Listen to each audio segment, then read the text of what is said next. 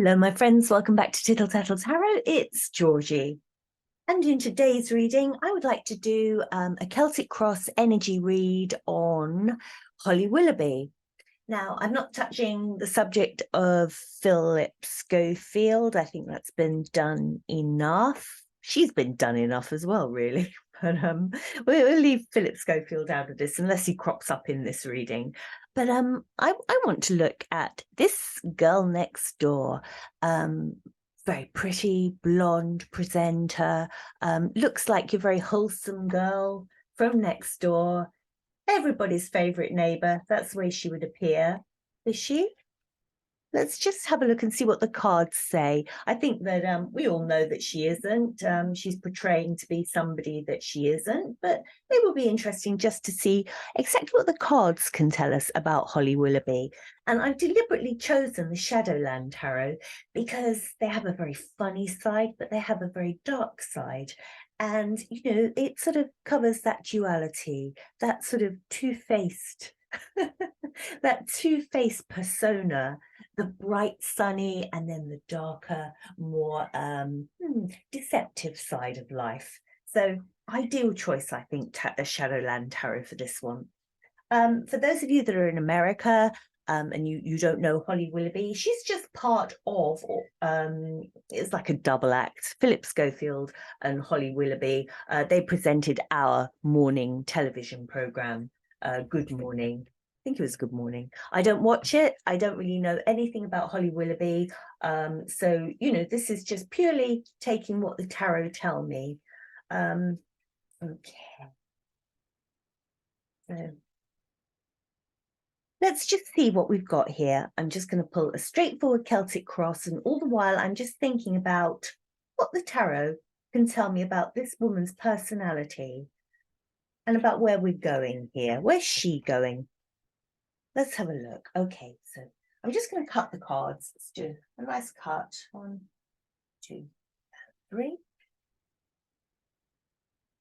Okay, let's see where we are with this then. Holly Willoughby, please. Shadowland Tarot. Give me a Celtic cross and just tell me a little bit more about this woman.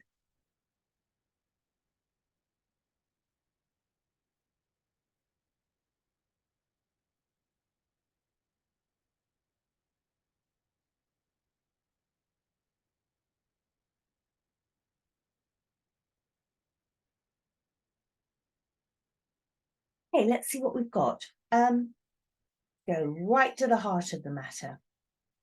The Hermit in reverse. The Hermit's a very wise card. Up the right way.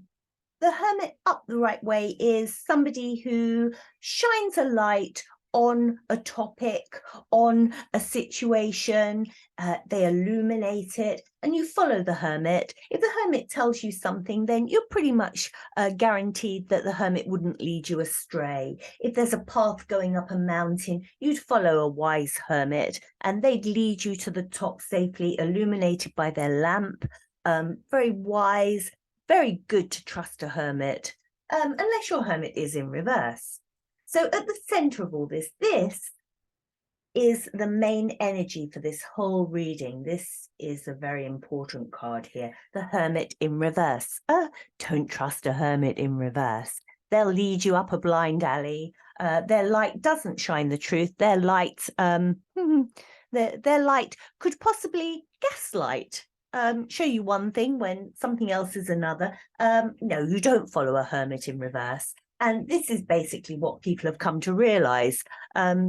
She came across as being very much, you know, a shining light, great gal, you know, but no, actually, not somebody to be trusted at all. So what else have we got here? We've got crossing it. We've got the Hierophant in reverse. So again, you know, we've got more very, very secure, very right cards up the right way. Hierophant is your morals, what you consider right and wrong, and you don't break your moral code.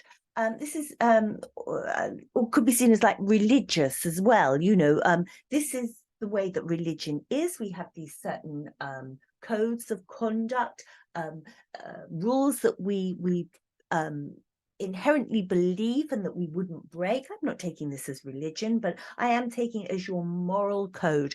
What line don't you step over? And we all have different morals, you know. Some people would never lie, you know, and other people are, well, you know, it's okay to tell a little white lie, and other people lie all the time and, you know, don't see anything wrong with it. We all have different moral codes. And this is the Hierophant, you know, where do you draw the line? Well, this is up the other way again. Don't trust it. Do not trust it. Their moral codes, well, it's very fluid. Go with the flow, you know. 1 minute you're saying this thing, then the next minute you're saying that, because you don't have a strong moral foundation. You'll just say what the popular thing is. I think that is a good example of the Hierophant in reverse. So what's at the head of all this? What is at the head? Always on the lookout. Always on the lookout for the next opportunity. This Three of Wands, if you look at this, if you look at this octopus, he's like, again, illuminating what's coming my way. This ship's coming in. Oh, what's that ship got on it for me? What are you bringing to me? What can I have? What do I get out of this? This is the feeling that I'm getting from this Three of Wands. In a traditional pack, this would be your merchant standing on the shore, waiting for his ship to come in. And, you know, his ship would have all of his materials, all of his wealth on it, and it's coming to him. You know, and this, I see this as her looking for her next opportunity. Where else can I now get money?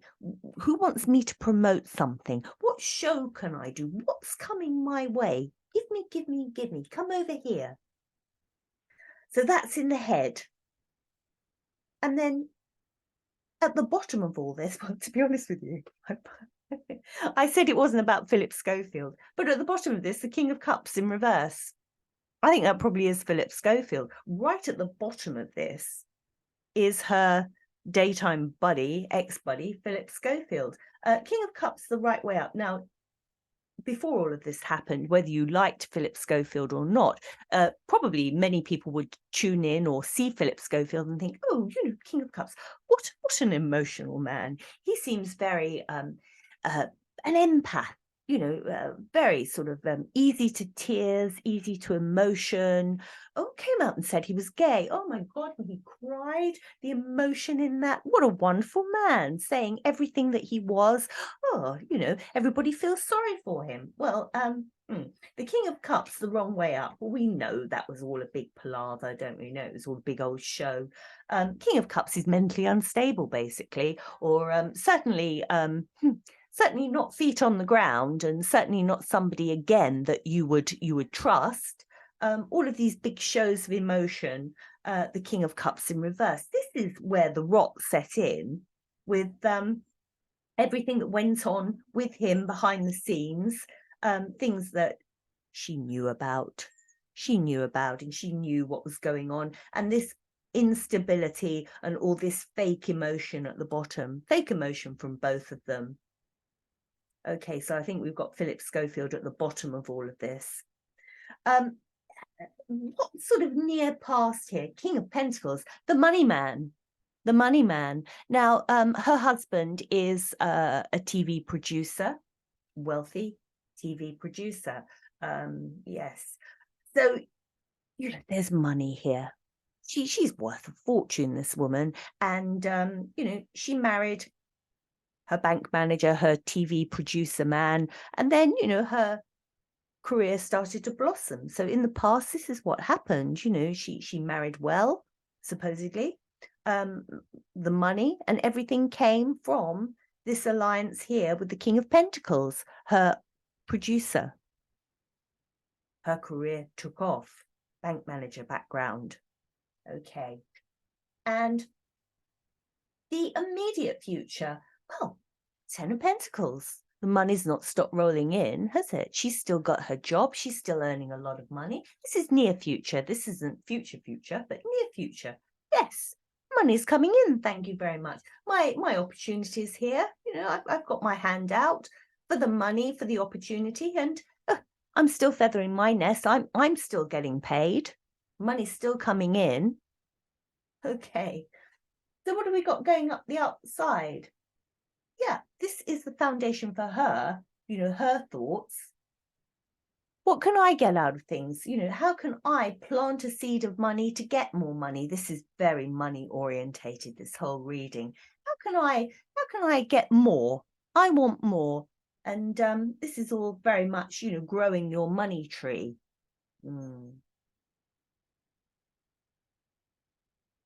And if that wasn't enough, you've got the Nine of Pentacles. This is your supposedly self-made woman. I would argue that. I mean, she married her producer husband, the King of Pentacles here, and she was in an alliance with Phillip Schofield, the King of Cups here in reverse, to make her the popular person that she is. I mean, she didn't do this on her own merit. I think that there was a lot of oomph and push from other people, but she's sees herself as the self-made woman. This woman has got a very sort of inflated ego on her. And look at this creature here, the bird in the cage. Now I don't see this as I see this as you can't get at me. You can't get at me. I've got all my money, my pentacles. Look, money, money, money, money. I've got it all around me. And I think she thinks that she's pretty much bomb-proof. She's in her cage. And it's not really a gilded cage. It's not something she wants to get out of. This is a cage of protection.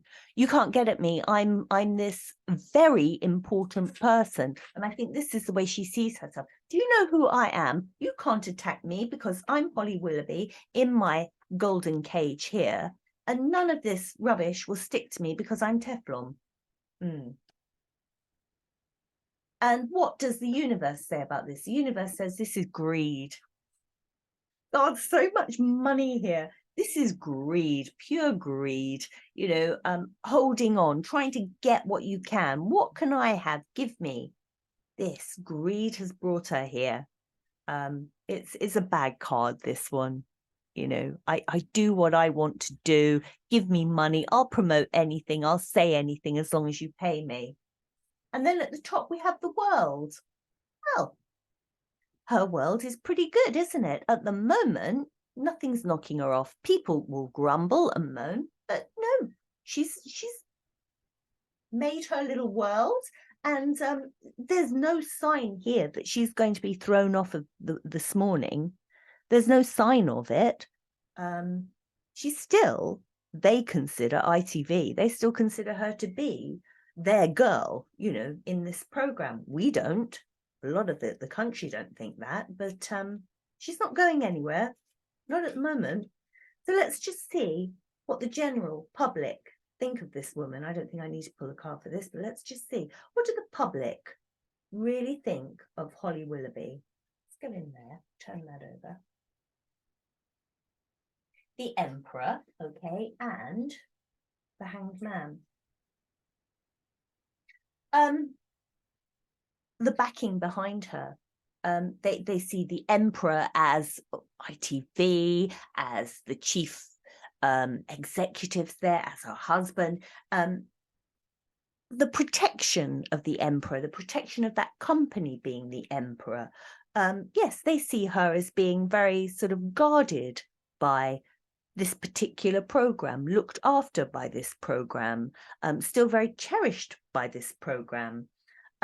But the people of the country sort of say, well, we step back and we look at her in the Hanged Man. We take a step back and we look at this woman and we think, I see you from another angle.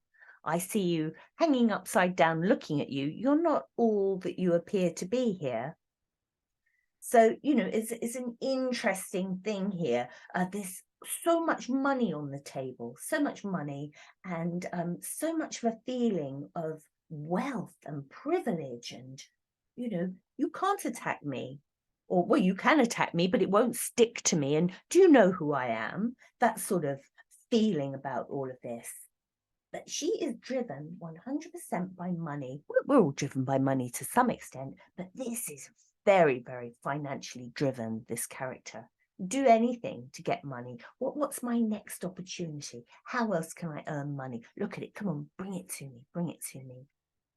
This wealthy husband here, this producer, the company all looking after her. But she's not going anywhere. She's pretty secure where she is. I know we don't think that she is, and I know we probably think to ourselves, oh, you know, she'll be on her way out. I don't believe she will. I don't believe she will. And there's so much money around her and so much support here that they will reinvent her in any way that they can because of this. You know, they're sort of let's do damage control and let's bring Holly up, you know, so that people change their opinion of her. All is not lost here at all. They're going to make sure that she is once again thought of as a golden girl. They just see this as a little blip, I think, and she sees it as a blip because she's got such high tickets on herself. An interesting read. I didn't know what the cards would come up with for this one, but how much money was on the table? Oh my goodness. All pentacles everywhere, really. Yeah. And as I say, she thinks she's something very special indeed. Good luck to the woman. That's all I can say, because everybody has their day at some stage, don't they? And karma catches up. But at the moment, no, she's sitting pretty in her job, and she won't be going anywhere. She'll be raking in her pentacles. You take care and let me know what you think, and I'll be back again soon. Bye-bye.